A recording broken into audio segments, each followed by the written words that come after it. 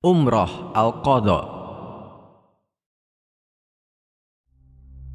Perdamaian dengan kaum musyrikin Mekah tercapai melalui perjanjian di kawasan Hudaybiyah.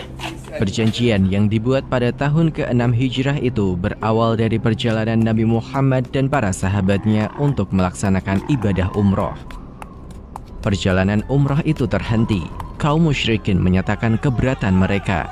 Nabi Muhammad dan para sahabatnya yang sudah berikhram itu tertahan di Hudaybiyah hingga akhirnya melalui proses yang alot sebuah kesepakatan berhasil dicapai. Nabi Muhammad dan para sahabatnya mematuhi isi perjanjian itu. Salah satu poin perjanjian menyebutkan bahwa kaum muslim diperbolehkan melaksanakan ibadah umroh setahun setelah perjanjian. Dan pada bulan Dzulqa'dah tahun ke-7 Hijrah, setahun setelah perjanjian Hudaybiyah, Nabi Muhammad beserta para sahabatnya bersiap melaksanakan ibadah umroh. Rasulullah mengajak para sahabat ke Mekah, termasuk mereka yang tidak terlibat dalam perjanjian Hudaybiyah. 2000 sahabat menemani perjalanan Nabi Muhammad. Antusiasme tinggi menyertai perjalanan tersebut setelah setahun sebelumnya tertahan di Hudaybiyah. Kaum muhajirin sangat bersemangat dalam perjalanan kali ini. Mereka merindukan kampung halaman yang telah bertahun-tahun lamanya ditinggalkan. Kaum muhajirin sudah tidak sabar ingin menemui keluarga, teman-teman, dan rumah mereka di Mekah. Ibadah ini dikenal sebagai Umroh Al-Qadha, yang artinya umroh pengganti. Perjalanan ibadah ini memang sebagai pengganti dari umroh tahun sebelumnya.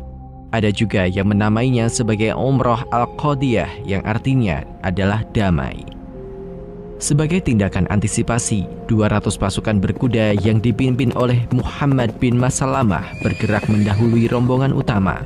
Nabi Muhammad memerintahkan agar pasukan itu tidak mencapai Mekah, namun mereka harus menyusuri sebuah lembah yang tidak jauh dari Mahruz Zahran. Sesuai dengan perjanjian Hudaybiyah, rombongan Nabi Muhammad tidak diperbolehkan membawa senjata. Jika ditemukan senjata, maka rombongan dari Madinah itu akan ditolak memasuki Mekah. Dan demi kehati-hatian, Nabi Muhammad memerintahkan Bashir bin Sa'ad untuk membawa senjata. Rombongan yang membawa senjata itu dipisahkan dari rombongan utama. Sementara itu, pasukan berkuda yang dipimpin oleh Muhammad bin Maslamah terlihat oleh penduduk Mekah di kawasan Mar ad-Dhahran. Mereka dengan bergegas menyampaikan informasi itu kepada tokoh-tokoh Quraisy.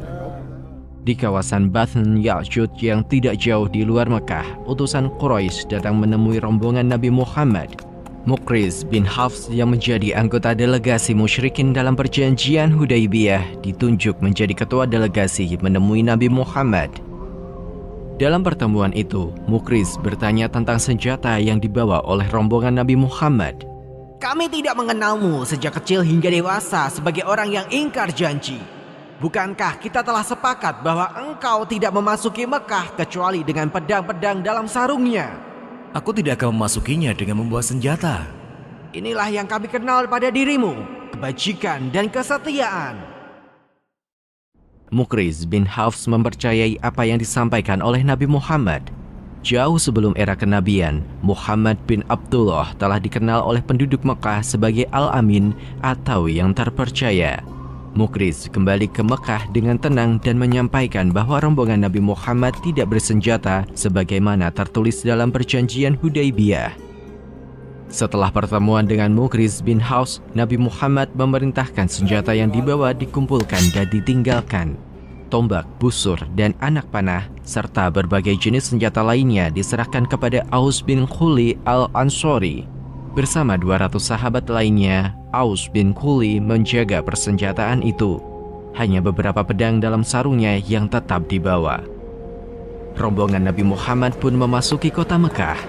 Beliau menaiki unta, Khoswa, yang tali kekangnya dipegang oleh Abdullah bin Rawahah. Penduduk Mekah yang mengetahui bahwa kedatangan rombongan Nabi Muhammad benar-benar untuk umroh segera mengungsi ke wilayah perbukitan. Mereka akan menyaksikan dari jauh bagaimana Nabi Muhammad dan para sahabatnya melaksanakan ibadah di sekitar Ka'bah. Ketika memasuki Mekah, Abdullah bin Rawahah bersyair sambil memegangi tali kekang Khoswa. Biarkanlah putra-putri kafir menghindar dari jalannya. Biarkanlah, karena semua kebajikan terhimpun pada Rasul-Nya. Wahai Tuhan, aku percaya pada sabdanya. Aku pun tahu hak Allah dalam menerimanya. Mendengar Abdullah bersyair, Umar bin Khattab pun menegurnya. Apakah di tanah suci engkau mendendangkan syair? Namun Abdullah bin Rawahah mendapatkan pembelaan dari Nabi Muhammad. Biarkan dia, Umar. Itu lebih deras lajunya daripada semburan panah.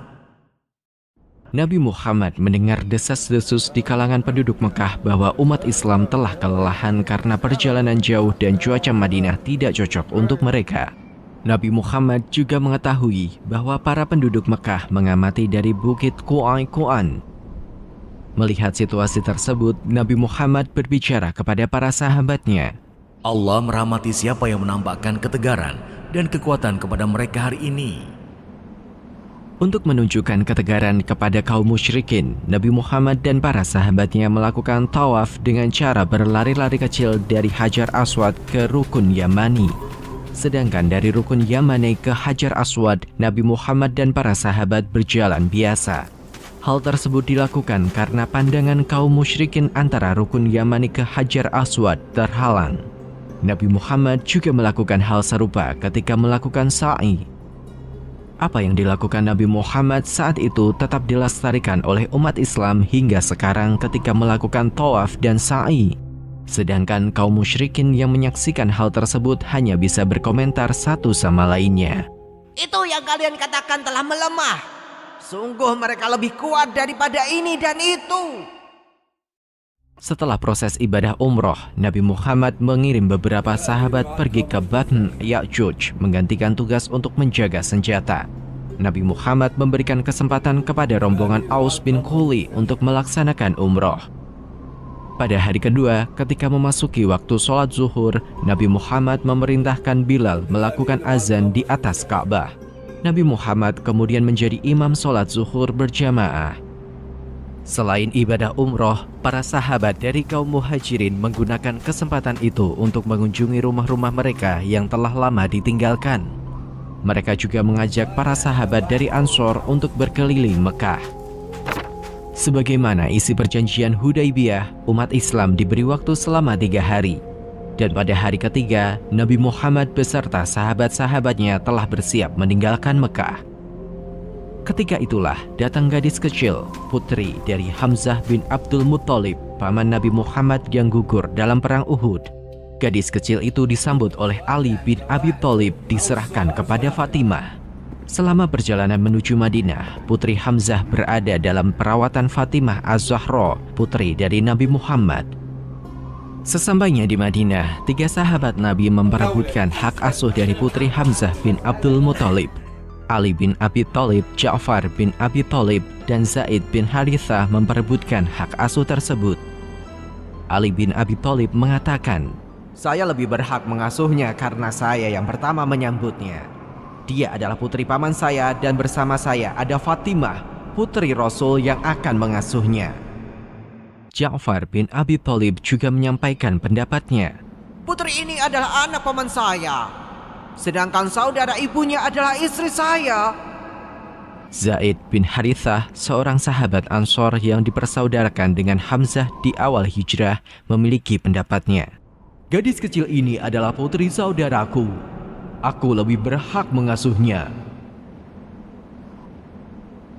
Menengahi perebutan hak asuh itu, Nabi Muhammad pun bersabda, Saudari ibu setingkat dengan ibu. Maka hak asuh pun jatuh ke Ja'far bin Abi Thalib karena istrinya Asma binti Umais merupakan saudara kandung dari Salma binti Umais, ibu kandung dari gadis kecil itu. Perebutan hak asuh gadis kecil itu telah mengubah pandangan bangsa Arabia selama ratusan tahun. Pada masa jahiliyah, kehadiran anak perempuan tidak disambut dengan baik. Dan pada masa datangnya Islam, kekeliruan itu telah diperbaiki sehingga datangnya anak perempuan pun disambut dengan baik. Sedangkan di Mekah, kaum musyrikin menyaksikan sendiri bagaimana perilaku umat Islam selama 3 hari. Mereka melihat bagaimana situasi yang luar biasa jauh dari kebiasaan jahiliyah bangsa Arabia.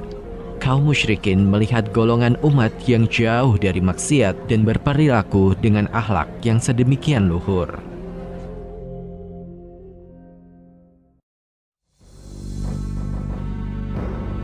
Penulis naskah Abdullah Hasan, ilustrator Yudi Toto, narator Dia Rashid Putra, musik Agus TM, editor Anggit Febrila, produser Haidar Ahmad Furqoni, diproduksi oleh Kastadi Sentra Media.